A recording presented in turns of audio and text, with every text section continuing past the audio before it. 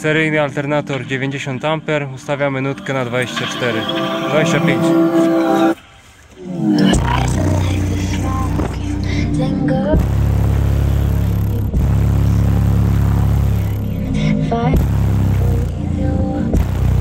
Jak widać, spadki są bardzo mocne.